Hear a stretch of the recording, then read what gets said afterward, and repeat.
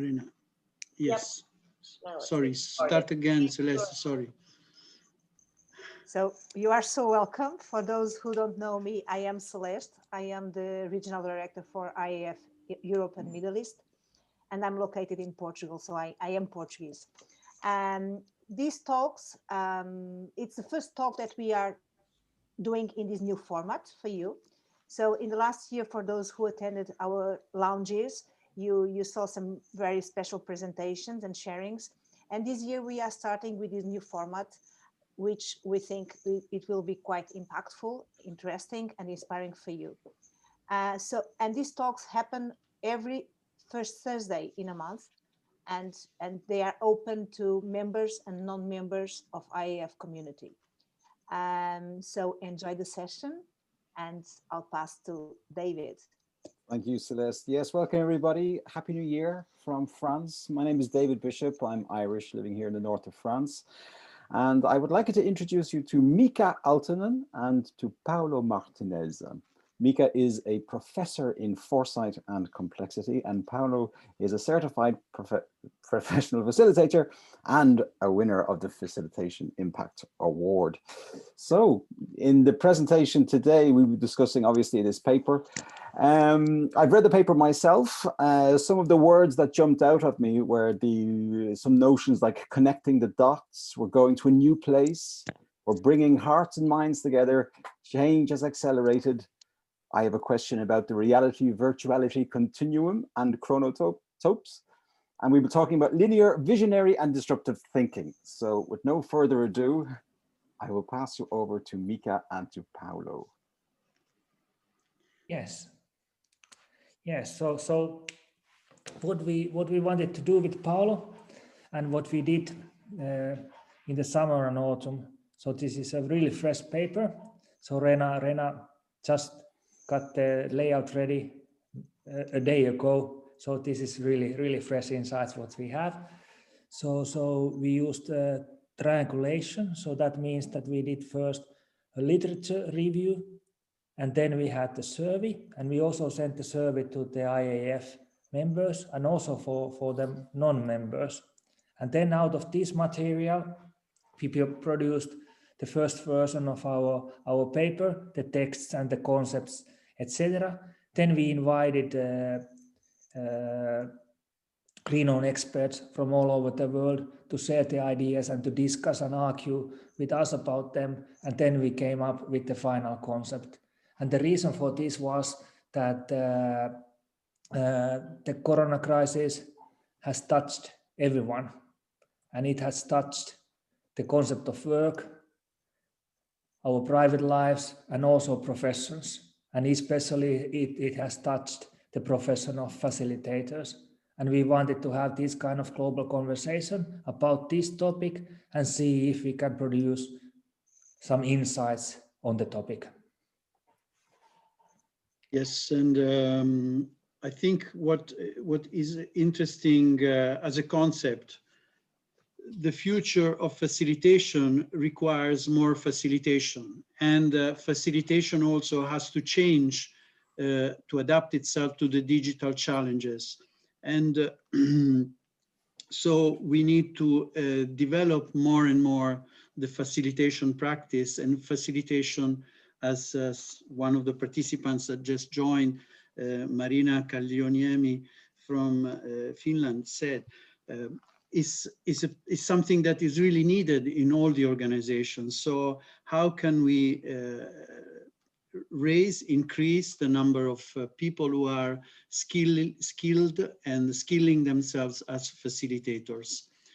And I think the first thing, the first thing that we should do, just to demonstrate, walk the talk, is to know each other a bit better before we start, do a quick speed dating. And I think it will be launched now by David. Then we continue.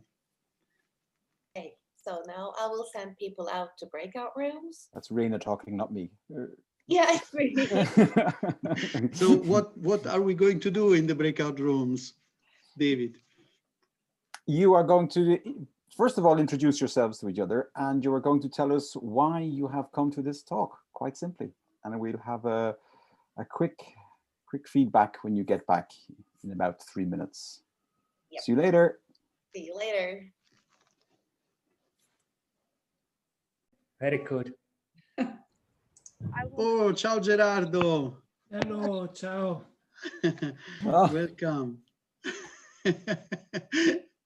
Bogdan, I have the real ones as well, but they are over there. Ciao Paolo. Ciao Anarita. Oh. Ciao Miriami. Oh, yes. Ciao.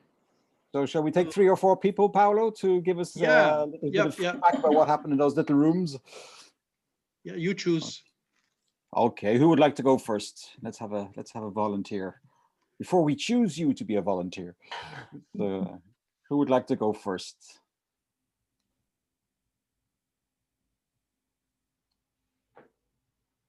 I will choose somebody if necessary. Okay, I can, David. Okay, Yeah. Goli. Okay, Goli, go ahead. And then you can choose somebody afterwards, Goli. Okay, I'll do. Okay, we are with Helka and Mika. Okay. And very briefly, the reasons that we are here is curiosity. And Helka pointed that after curiosity normally comes innovation and initiation.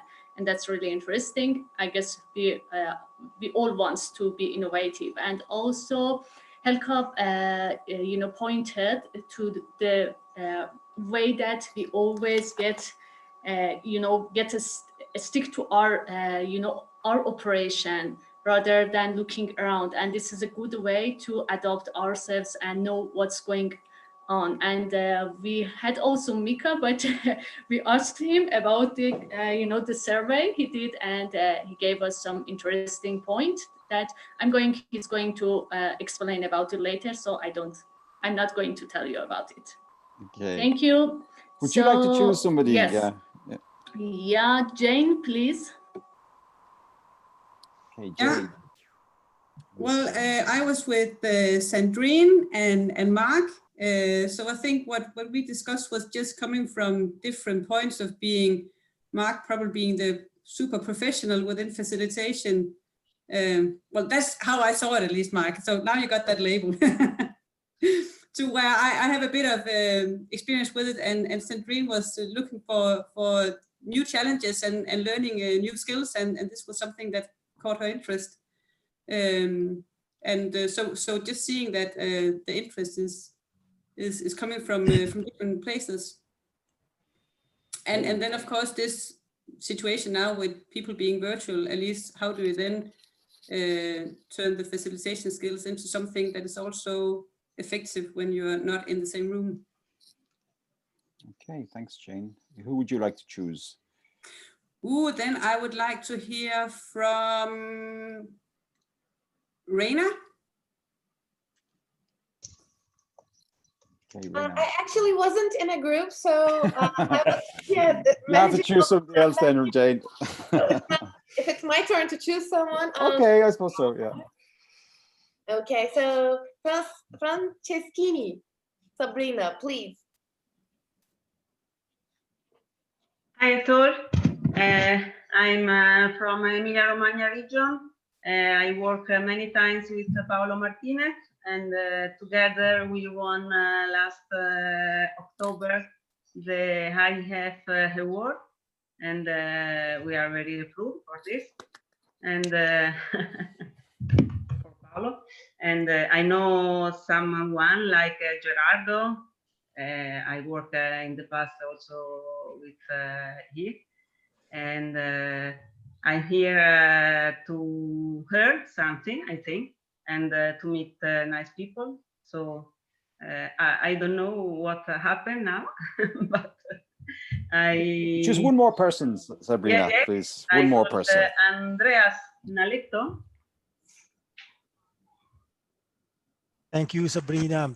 Well, I was in a group with 2 other colleagues, but we ran out of time, so I couldn't introduce myself. So I take the opportunity, though, Tina and Narita, to briefly introduce myself. I'm not an IAF member yet, but I did take part in few meetings early on during the the very beginning of the pandemic.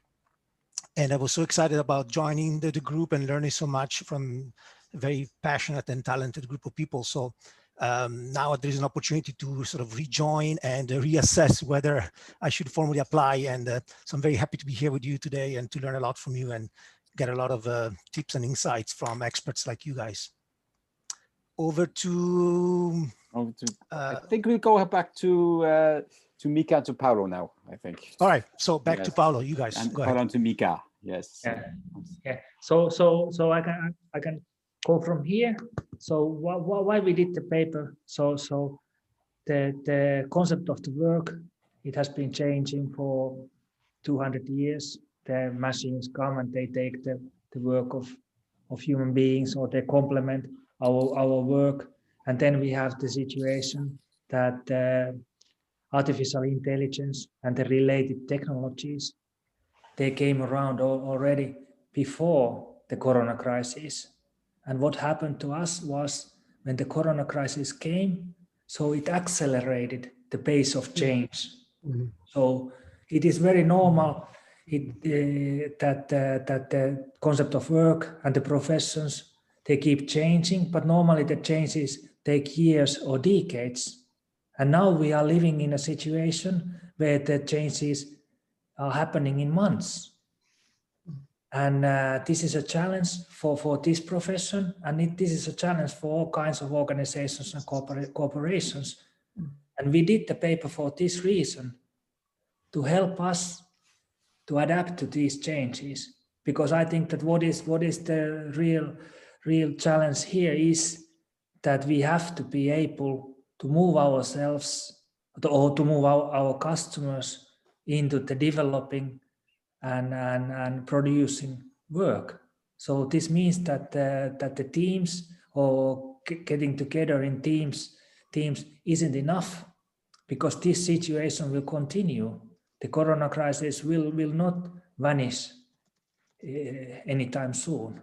So this is the real challenge for me for doing this work and also participating this session. Yes, the moment when we were thinking of doing the paper was before the COVID. We started reflecting about it in January, about how this was how the future was going to be for facilitation, and how facilitation could also help the future. This was the initial premise. Then COVID came, and the future happened very quickly, as Mika was saying, because But Paolo, it was also that I had just finished my 15th book, and it was called Artificial Intelligence, Man and Machine. And I was already thinking about these kind of issues, how the division of labor between man and artificial intelligence is changing our profession, the organization, also the nations. How should we think about the competencies, etc. And this COVID crisis, or the corona crisis, came, and so everything started to happen very, very quickly. Yes, I have a dream where in the future everyone will learn facilitation from school.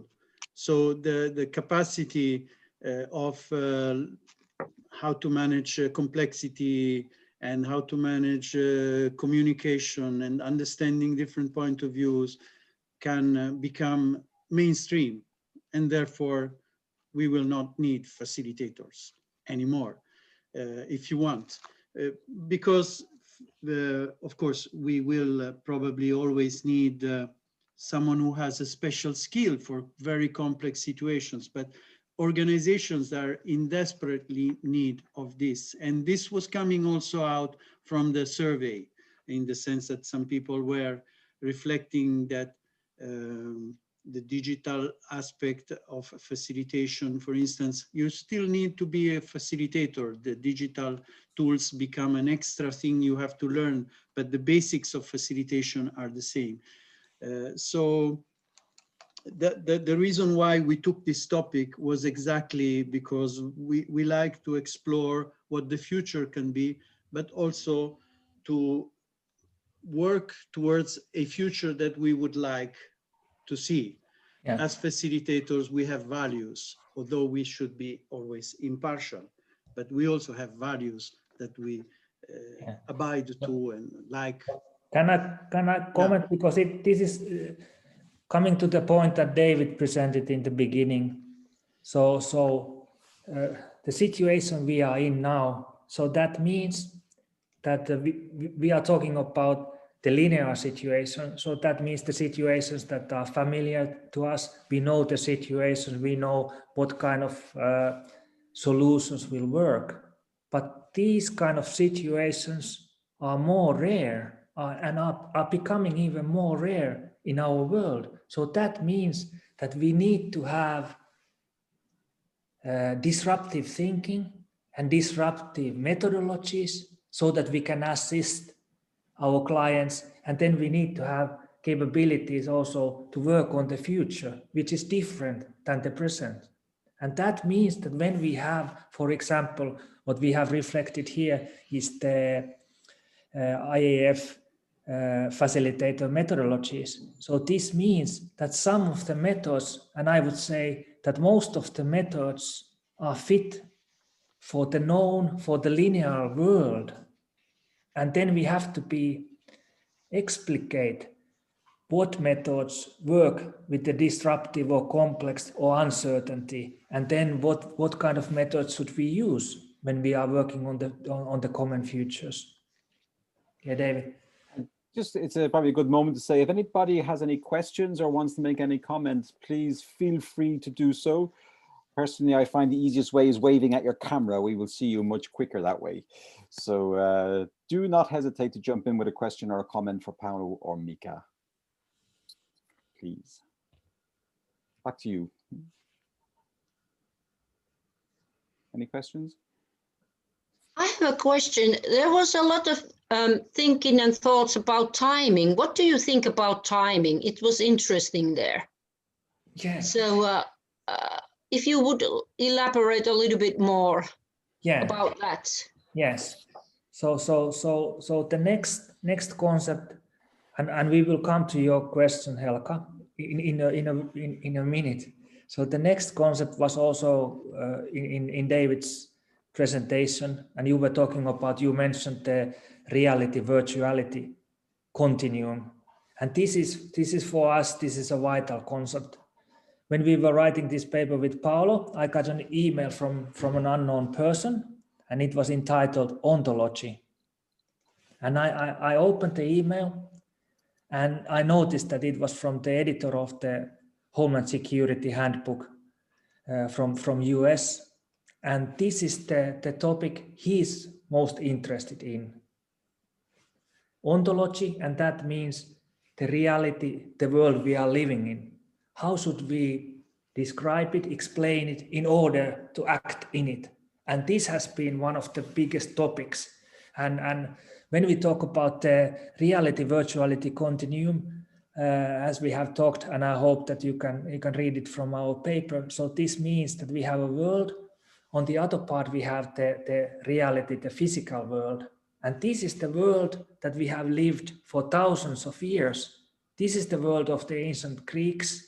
The philosophies have written there. It's all the local, the physical reality that they deal with. And now in the last decades, so our world has changed. We have the virtuality, and then we have the mixed reality, which is in between reality, the physical world, and the virtuality. In the mixed reality, we have augmented reality. So like today, it means that we are bringing virtual objects into the physical reality. Then vice versa, we have augmented virtuality. If we are there in the virtual world, we can bring there in the real object. So, and this changes very much. This changes the competencies. This changes what the professions are really about. This is for me a vital issue. And then we come to Helka's question, and like today, this is very, very easy to explain, because today the meeting point is here. It's a place in time where we all have gathered here. It's not anymore the physical place. And this is a huge change because we have costumes, the whole history of mankind, the whole history of profession or leadership, or etc. It has happened in the physical world. And we have known costume to organize ourselves according to the physical places. And now instead, we are organizing ourselves in chronotopes, in places of times where we invite people and when we organize and this is huge issue. I showed the image of the chronotope that is on the paper, just to explain the concept and why the fact that we are in a place in time, even if some people are connecting from very different time zones. And why do you think, I mean, you were mentioning, Mika, the concept of linearity that was in the past. And how does the challenge of disruptive and visionary approach enrich the space, the chronotope, the place in time where we design the future, where we do a workshop, where we facilitate? Yeah. So this means that when we open up the issue of reality or the issue of ontology, so it can be linear. So if it's linear, so we could revise ourselves with methods, tools, and equipment resources that work in linear environment. But if it's disruptive or chaotic, etc., so then we have to think of ourselves to use different kind of resources in order to act in that kind of situation.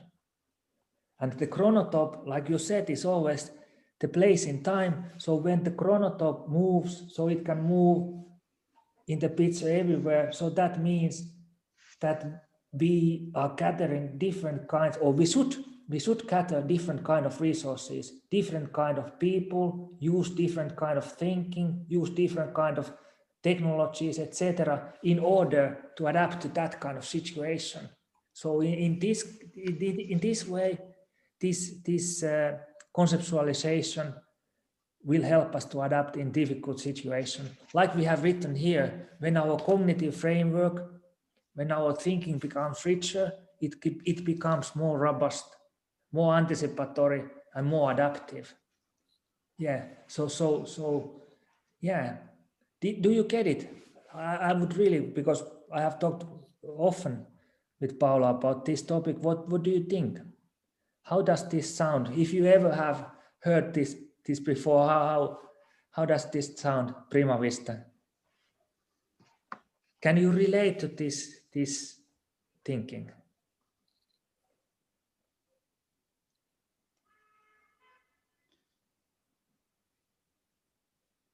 Here is Helga. I'm thinking about the proactivity then. In business, as a leader, you have to, be proactive. If you have this linear, which means that things goes like this, and then you have disruptive, and you have to have a vision. You have to be visionary leader. So does this help somehow to be a proactive, or imagine what will happen next, to have the vision? Is this something that then the vision comes clear to you when you know both of these sides, disruptive and linear? Or how do you explain this? Well, I have explained this a lot. For example, once I was with the highest civil servant in Singapore, and we were looking at the Singapore national strategy and using this picture to make sense of the challenges that Singapore is facing. So that means some of the challenges that they face, they are known, they are linear, some of them are disruptive, some of them are visionary. So that means that they are in the future, maybe 3 years, 5 years, maybe 10 years ahead.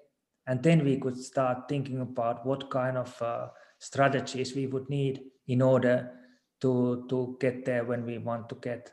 Yeah. So this is yeah, this has been a very interesting conceptual tool, and it happened also that when I wrote this, also the man who was behind the 9/11 scenario exercise in US, so he contacted me and he said that maybe we should work together. And yes, this is so we are talking about the kind of concept. It's called situational awareness, and that means that in every situation we should be aware of the kind of situation we are in, so that we can use the kind of methodologies, technologies that are adapted to the contexts. I think connected to the idea of leadership, and I stopped sharing and Yeah. mobilization, Helka, what was interesting from the survey, and I say hello also to new friends who joined, Per, welcome. What was interesting from the survey was the raised awareness among facilitators that they can have a stronger global impact in all the actions. The idea that we can bring minds and hearts together. This was restated a lot. The fact that we are learning to be more resilient through this incredible, unimaginable, unpredictable, maybe predictable, but not by us common beings, thing like the pandemic, so that we could adapt and that we could work, collaborate across different time zones with others to reach much bigger impacts and results. As IAF, and I don't know if everyone knows what the IAF is, because we talk about the IAF, but the IAF, because not all the people is the International Association of Facilitators. We are about 2,000 members globally who are working to raise the awareness on what the impact and power of facilitation can be. And as IAF, we are in contact between the different regions. We share ideas, we share practices. So this was happening, but I have the feeling, and this was emerging also from the survey, because in the survey, we basically reorganized and analyzed and synthesized the feedback from the participants to the survey, is that everyone was understanding that they could work in a more collaborative way also with other facilitators. Strange to say, but some facilitators work, they are used to also collaborate, but in most cases it's a very lonely profession where you have a lot of pressure on your shoulders. When you have to organize an event, you have to think of all the possible alternatives and scenarios. So the COVID, many of us helped others to improve their digital skills. So we were helping each other. There was a lot of help and collaboration between the facilitators because some of them were in deep trouble not being used to work in real, moving from the linear in presence to the more digital context. So I think this raised awareness was perceived as a strong move towards values as facilitators. It's coming all the time in the survey where people, it's only mentioned a little bit in the paper on page 6, where we talk about the consciousness and awareness of waking up as a village, overview that we are one,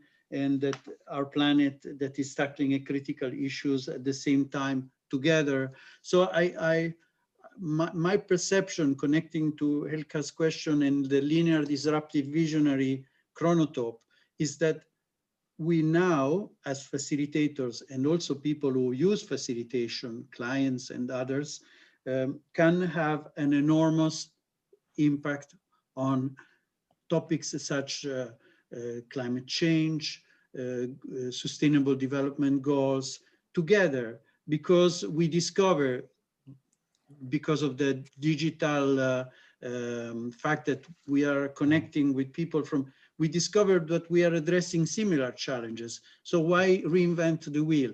Why do not help and learn from each other, copy from other people's work, the best practices, and replicate them, develop communities of practice and strengthen communities of practice as the work done Paolo, by the Regione.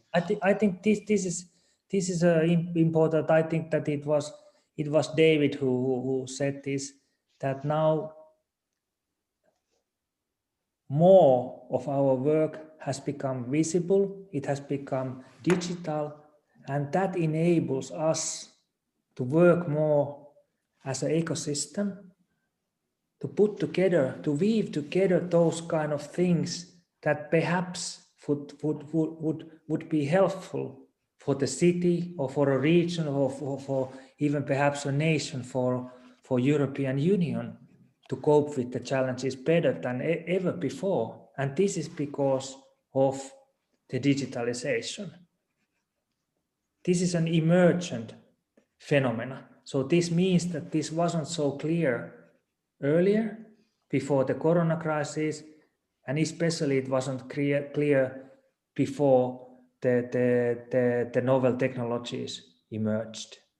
Yeah. Gerardo had a question there. A few moments ago, Gerardo was trying to ask a question. I don't know if it's yes. Connected. Yeah.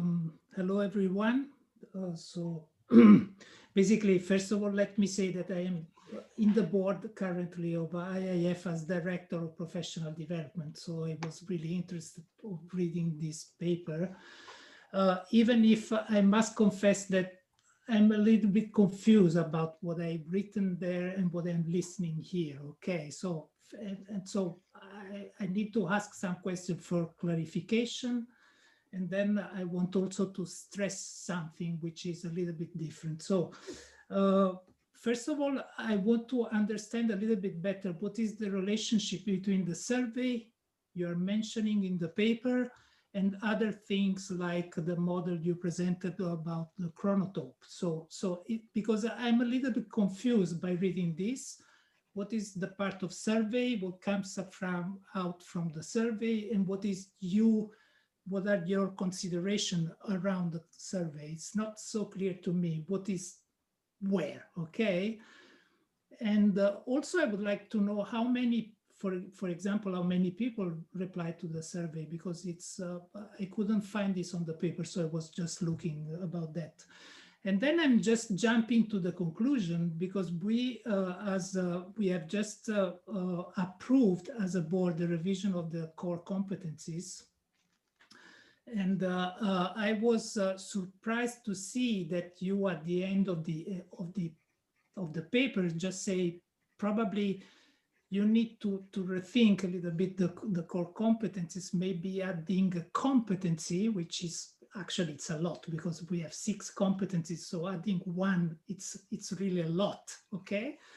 While in some way we have been working after a while, we have been working around 1 year on this. And then our conclusion was that the core competencies are robust as they are. And we did some changes, minor changes in wording, updating some of the concept in the core competencies, but in some way we came up to exactly the opposite conclusion to yours, that the core competencies work very well presently in the online environment as well in the face-to-face, but we use the same competencies now to assess candidates, for example, online or face-to-face in our certification programs.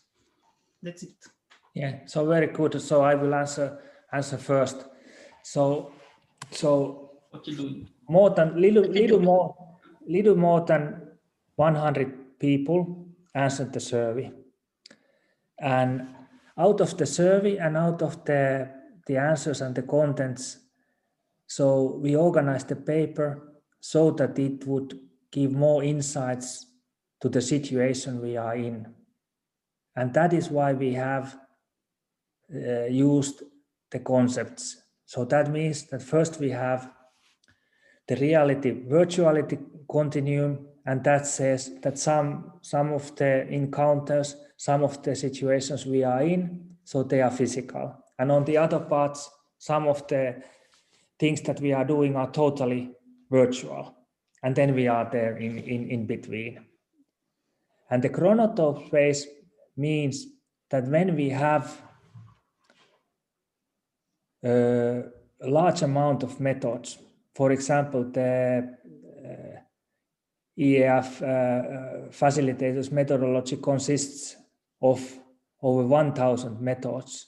So the chronotope space discusses or gives a framework to discuss in which kind of situational contexts these methods are applicable. So that means that if we use these concepts to make sense of all the 1,000 methods that is there in the methodology, so that means that we could say that if the situation you are dealing with is linear, so maybe this and this and this method is good for you. But if you are dealing with uncertainty, complexity, etc., then maybe this and this and these methods are good for you. And then working with the future, so you need something else. So that was the reason for bringing in that. So adding, hopefully, some value to the work that you have already done, or helping or assisting you to make sense or use the methodology, your methodology, or maybe also some other methodologies. This was the reason. And then the final question, what you had. So this was really, I think that this was depending on the situation that we as individuals or the world is at the moment in. So that means that most of the concepts, most of the ideas and methods, they have been planned into the physical encounters. And now we are in the kind of world where we cannot use totally those methods. And this is why we suggested that maybe some rethinking or some revision should be done. Yes. Paolo, do you have something else on this topic? Well, I think yeah, that the questions were excellent. Yeah. Thank you, Gerard. Yeah. I also, thank you, Gerardo. Yes, I also think that the basic pillars of the core competences are there. You know, you need to understand what the client wants, how to respect the client and the participants. I mean, the basics are there. It's clear, though, that here we are only dealing with 2 out of the 5 senses, and some people say we have more than 5 senses. So how can you be a good facilitator where you are only dealing with the eyes and the ears? And how do you mobilize the passion of the participants? How do you engage? And personally, I like very much the digital facilitation, and I think you can get tons more work out with less time than in the presence. So all these aspects are not everyone feels at ease with the technology. Not everyone has access to the right instruments. And with digital virtual facilitation, you have, in real facilitation in the physical, you have to take so many things under consideration. Where is the plug? How is the wall? How I stick things in the right moment? Where do people come in? It's like a theater. You have to do like a play. And are there enough chairs, or do chairs move, and things like that. But once you are running it, you have a team. Once you do in the digital one, you have to do the preparation 3 times more in detail. You have to be sure that the tools are working. So it requires, maybe you cannot call it competence, it requires skills that have to be really strengthened. And most of the people answering to the survey were clearly saying that this is something that, depending also on your background, experience, age, curiosity, not everyone is at home with digital and virtual contexts. So it's something to practice and to strengthen. So that was probably the thing that Mika was also mentioning when we talked about broadening the competences. And what do you say, Gerardo?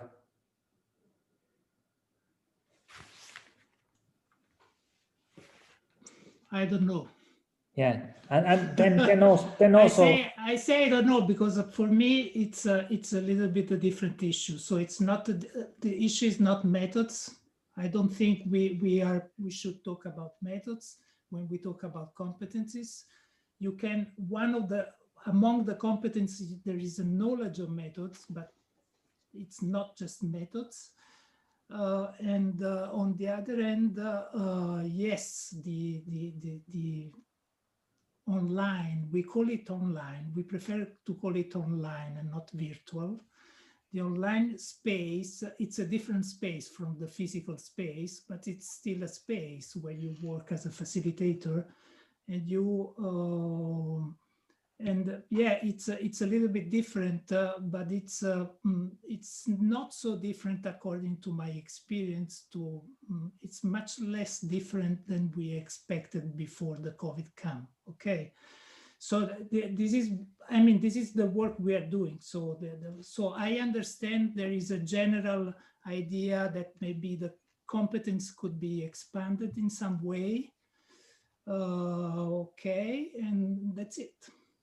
But yeah, I mean, we are, as a IAF in this moment, we are working in a different direction. So it's interesting for me to read what you have written, because we are coming to different conclusions. If you think about this moment that we share at now, so that means that this is constructed by using a certain kind of technology that enables us to work this way and to connect us.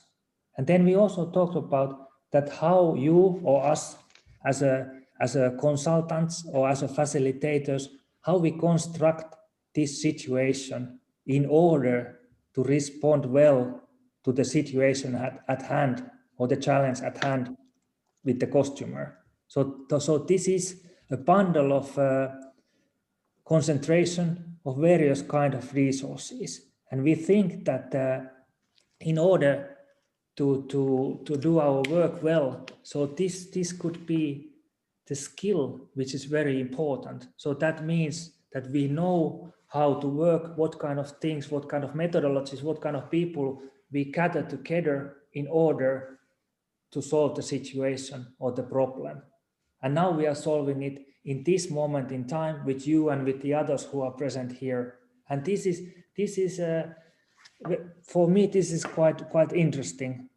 But I want to take this discussion a little bit to the different path, and because we discussed and we asked people also about the values, because I think that the values are those things that are changing very, very slowly.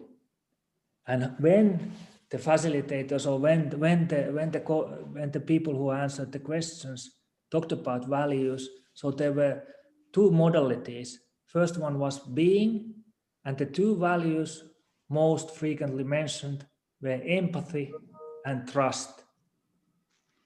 And then we talked about the other modality, which is doing.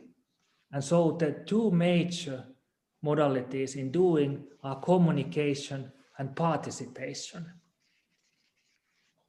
And my understanding of the literature and of the survey and of the deep interviews is that these are really the cornerstones of the facilitators' profession. And they will manifest in different ways.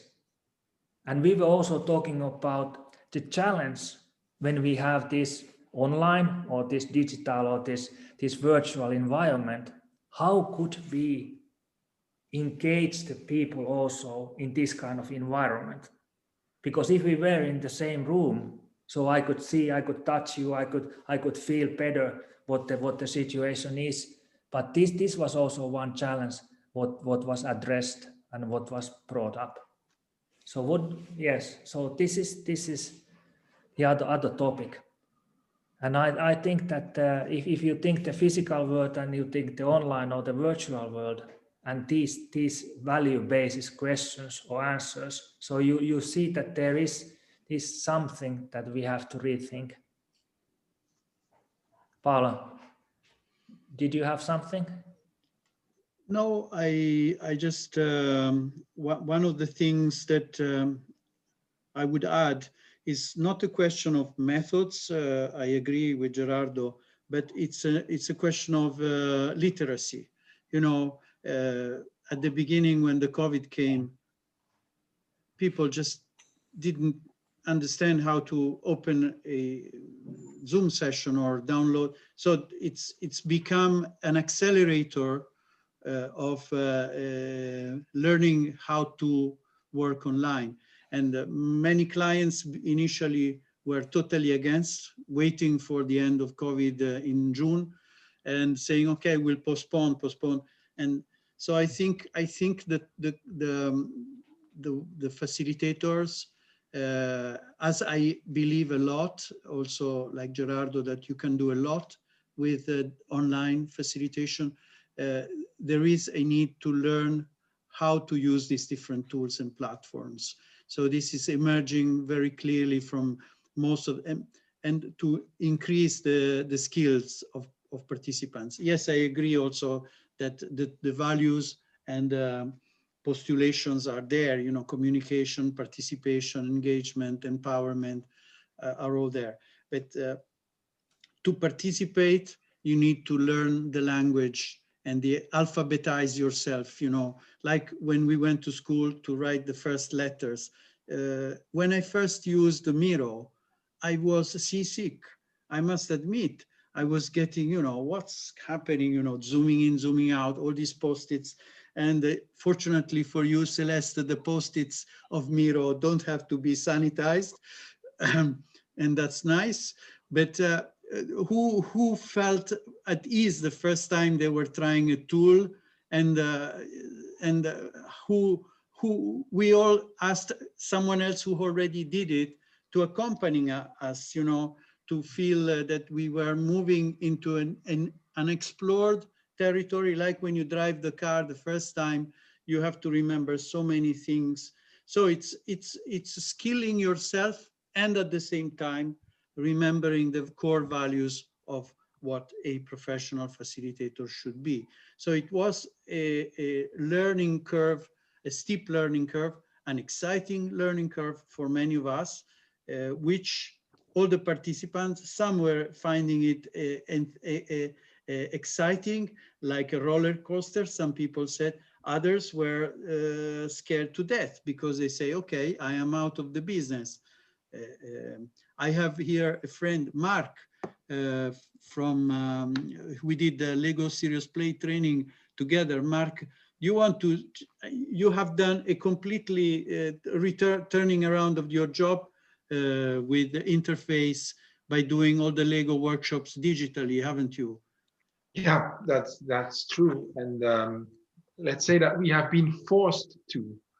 My first thought on the 13th of March when Belgium came to lockdown was, this cannot be done. I will never do that.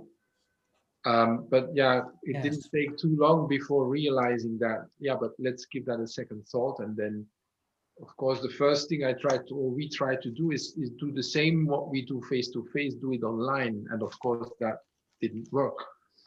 And so we very fast came to the conclusion that we have to rethink the whole thing and start from scratch. How can we use physical media like Lego to work with complexity and to help people thinking multidimensional? How can we do that in an online space? Yes. And it was really like starting from scratch. And I have to be honest, I hated working online with Lego. And the more I do it, the more I start to like it, because I really see that there's a lot that we can do in that online space. As you said, Gerardo, it is still a space. I think that is very, very important. That there's a lot we can do. But yeah, But there's a lot we have to do, because we have to move our doings to online. We have to be able to do the development and the producement online, because we will not get back to the old days that we were, at least anytime soon. So I think that Mark's presentation is right to the point. This is what we are discussing in our paper. Mark, how did you do that? Give me advice, because it sounds like, quite a challenge, but I'm pretty sure a lot of experimentation and trial and error, and having people willing to share their feedback with us, and yeah. Because I use a lot of Legos in my workshops, and it's very innovative. People love Legos. The imagination, creation, everything, it's perfect. So that's why I was thinking about how to do that when the platform is different. You don't have face-to-face interaction. So I'm curious about that. How did you do that? You using the camera, we use Miro to collaborate online, co-create online, work with pictures. Can I suggest? Sorry, can I suggest we give the floor to Goli, then Celeste, and I'll jump in after Celeste. So Goli. I was just pointing out to Goli, so I jumped. Okay. Thank you. Goli. Yeah, thank you very much. I just wanted to add another aspects, as I'm working mostly with the rural people in community development projects.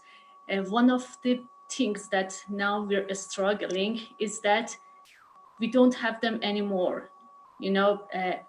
Personally, I'm feeling very well when I shifted from, face-to-face workshops to the virtual one.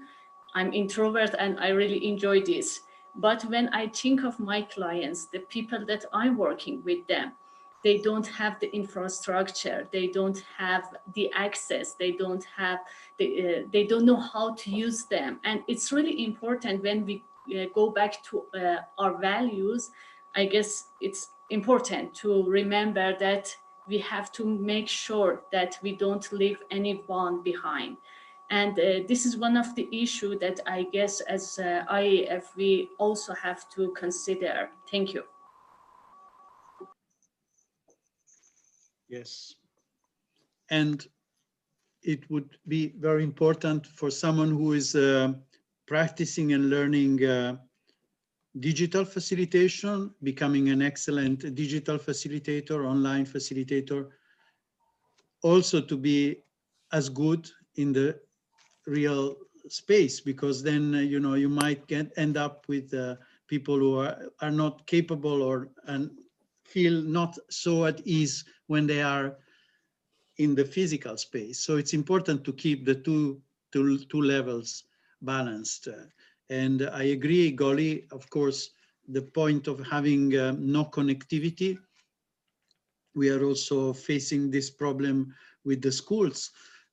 Families who are not so well off, or because they have more people connected at the same time at home, kids are suffering because of the distant learning processes in some Italian families. So the technology and is something that at the moment, if we can find other solutions, maybe by having hotspots or something. But this was one of the topics mentioned by people. So this was the level of engagement, how we can reach the empathy, feelings, emotions, etc. when we are online or when we are in virtual environment. And I would like to go back to Mark's experiences. So that means, Mark, in our terms, it means that you and us, we have faced a disruptive situation. And that means that you have to work and you have to find those kind of methods and ideas that work in the disruptive situation, in the context. So they are different than those kind of methods that worked when the situation was linear, when it was known, when it was the situation where you had worked with the Legos earlier. So you faced suddenly the disruption, and then you had to deal with it. And trials and fails and tests and pilots are exactly the methods that work in the disruptive landscape. So we try and we see what works and what doesn't work, and then something works and then we build on that. So it's totally different, the thinking what you need when you are facing the disruptive thing. And this was what we did with Paolo. So we wanted to explicate, we wanted to have the discussion, what kind of methods you need when you are there in the disruption. Oh, we know the linear world. That's where we have been, and that's what we have worked for years. Yeah, this is, and then also the ways, our capability to imagine and to work for the better future for us. Yeah, and that's also different from the yes, very good. Mika, just one question. I'm a bit confused. You talk about the linear world, and you sort of attach that to the face-to-face world. Is that? But I mean, to me, the linear way of thinking or working could be as well as face-to-face as well as online. Yes. Whereas multidimensional thinking can also be done face-to-face or online. So I'm not sure if you talk about linear, if that always is attached to the face-to-face in your thinking. Yes. Yeah. So let me precise. Okay. What I mean with linear is the kind of world, is the kind of context where cause and effect relationships are familiar, known, and repeatable. So when you go to work in the morning, you know what expects you and what you will have to do. But then when we are thrown in the disruptive world, we don't know beforehand, is this a good product or is this a good solutions? But we will have to learn and we will have to cope with the situation. This is on the basic level what I mean when I talked about linearity and disruptivity. Yes. Yes. The nice thing about the disruptive process has been also the ability of some clients, in spite of fear at the beginning, to accept, to take the risks and to start practicing more alternative ways. And in the beginning, they were very skeptical, and then they started really understanding the value. But it also for most of them, it has been a learning process as far as I am aware. And also discovering, as I'm seeing from the chat, how you can merge different tools, like Gerardo is saying, you know, we have been working in rural areas with merging WhatsApp, Zoom, and Miro. Similarly, so it's been a period of great discovery. In Italian, we say, la necessità aguzza l'ingegno. When you are in need, you become more ingenious. And basically, as humans, not all of us, we are lazy. So only disruptive things put us out of our own normal way of working. And this was really a disruptive thing, the COVID pandemic. Who invented it was really a genius in the way to make something incredibly disruptive. Unfortunately, because it's a tragedy. We have also been practicing interesting guinea pigs exercises, and others have done so as well with some platforms, because even the platforms, like the clients, have been evolving with us in the way that we give feedback and they keep improving. Miro, He's taking all the feedback from the participants.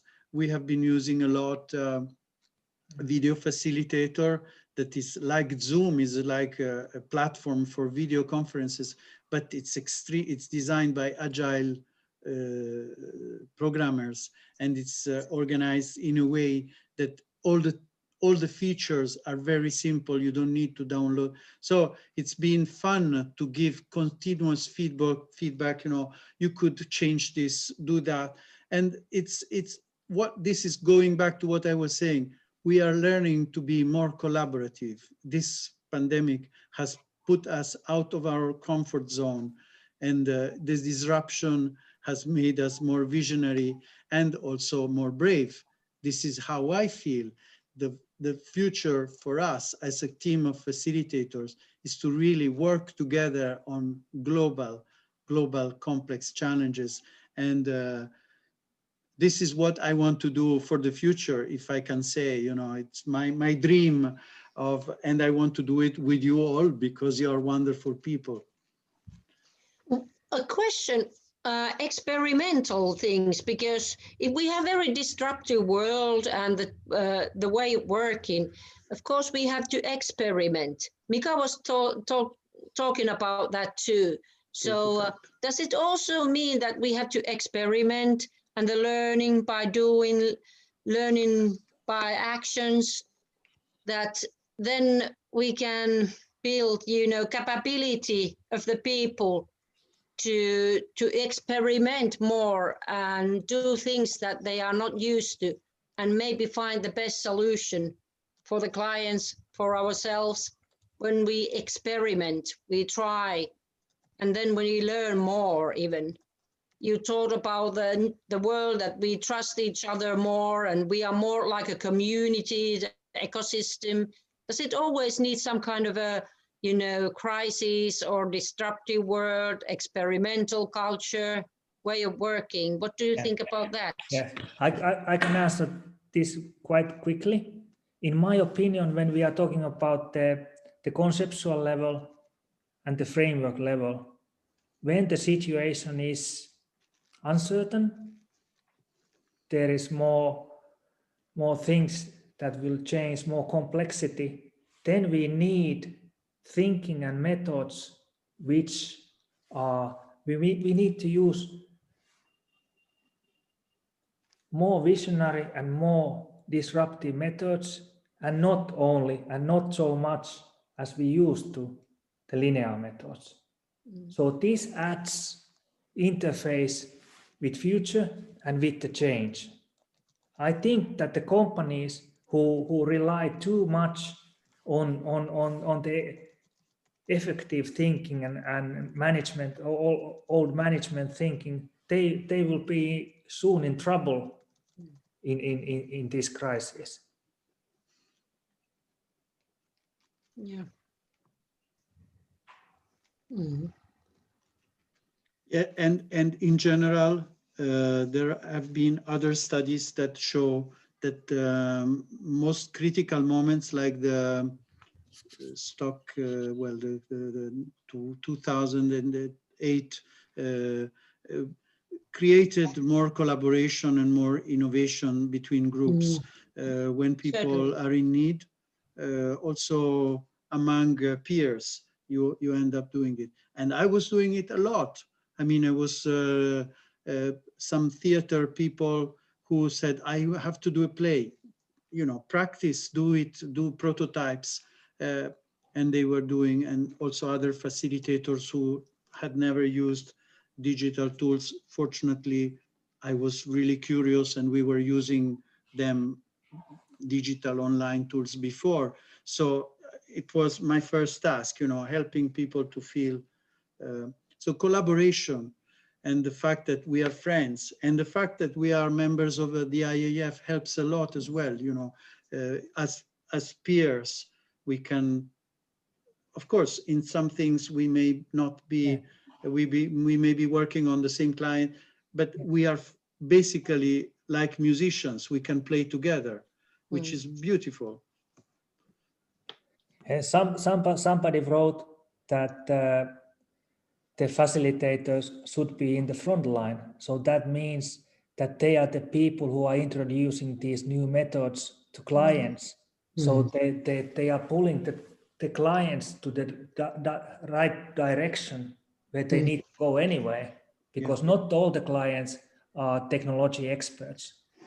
So especially when we are dealing with those kind of people and those kind of companies who are not so familiar with the technologies. So that means that the facilitator can be the agent of the change and really help the organization to adapt.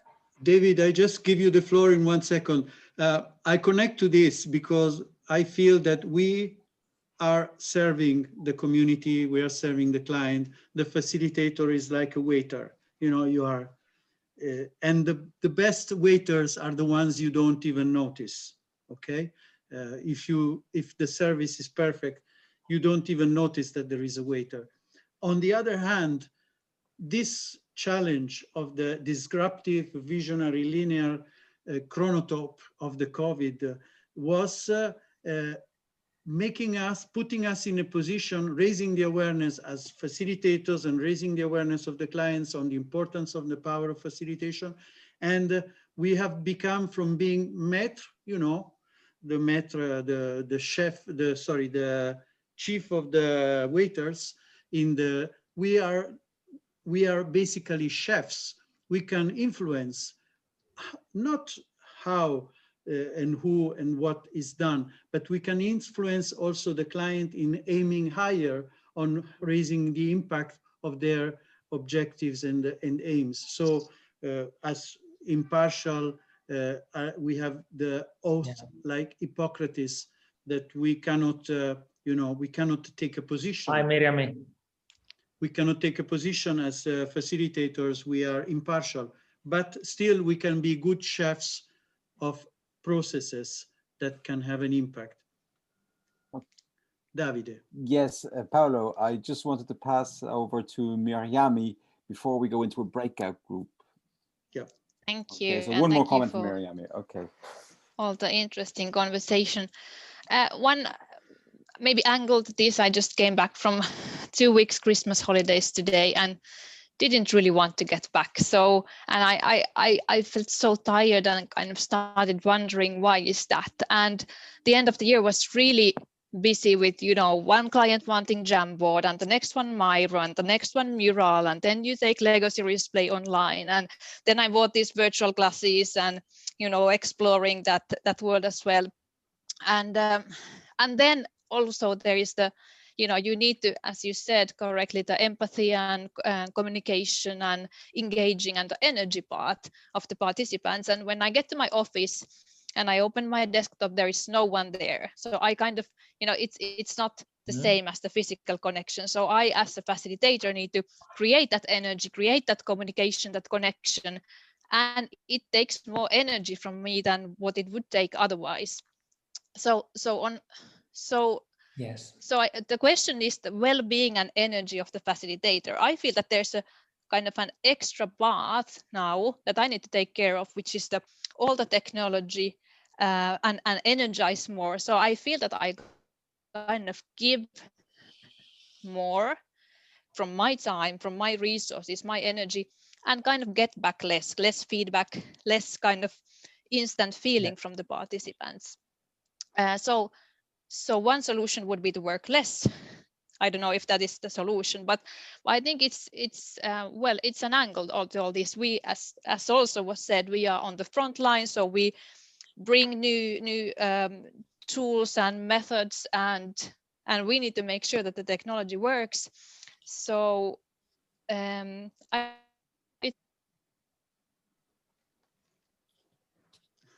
Never say we need to say the technology works, because from my experience, it's the moment when the technology doesn't work. Miriam, I suggest, are you still there, Miriam? Can you hear us? Yes. I suggest you cut your video.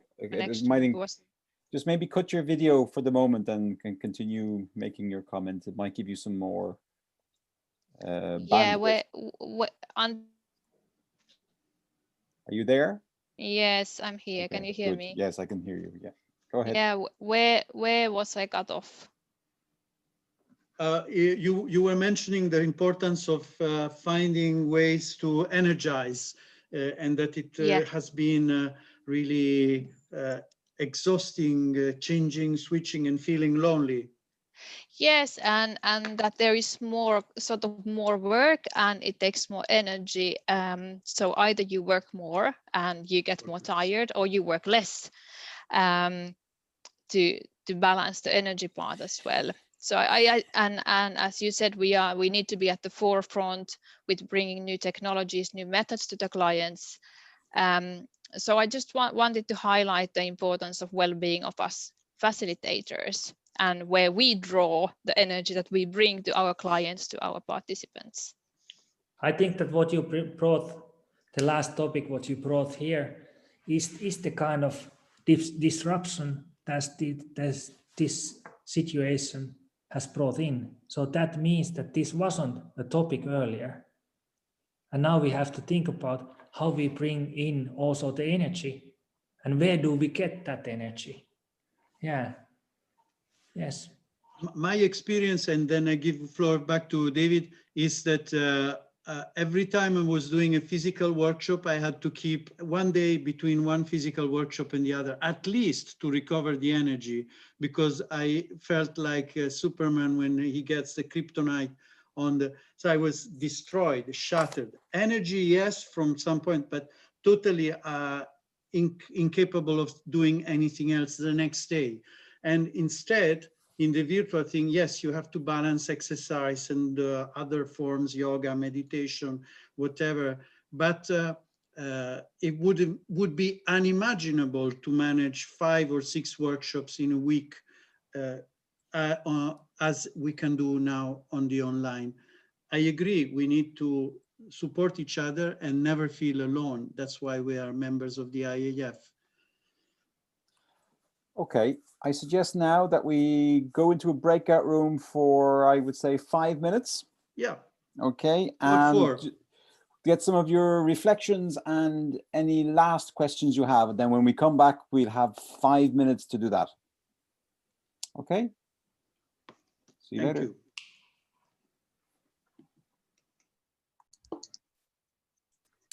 So we have 5 minutes. Would anybody like to jump in there with any reflections, any last questions that they might have? Is everybody back? Yeah, okay, 16 people. Okay, so we're 16 of us now. So who has any last thoughts or questions to share? I had a question in the room for I was with Gerardo, and I realized that I can share it also with you. I was wondering if you would see in the future artificial intelligence connected with facilitation, or a bots instead of facilitators. Yes. So Bogdan, I think that this is a very, very relevant question. And I think that this is the kind of question that everybody has to think about, and also every organization have to think about. And I have succeeded also to do this nationally in Finland. So this means that to think about the competencies and skills from this point of view, that they are the competencies or combinations between the human skills and between the machine or between the artificial things. Because if you only think about yourself, so you could use artificial intelligence for doing the work you are doing better, faster, etc. Yeah, and this is definitely the world we are going towards to. And I think, as also to refer in the discussion we had earlier, that if that's the role of a facilitator, to be in the front line, so that means that you should be very aware of these issues in order to be able to help your clients. I really think that it's very relevant what you asked, and I think that that it's this kind of solution what we have to adapt. It's like Bill Gates, because how he could manage with all the novel technologies was that he started to use them straight away at his home. so that that way he became familiar with the novelties and he could manage the company. I think this kind of thing we have to do. Well, and we are also using a lot, even if now it's become embedded in our life, we don't realize that a lot of what we are doing is using artificial intelligence. I hope the moment when facilitators will be substituted by machines will never come, because that would be, for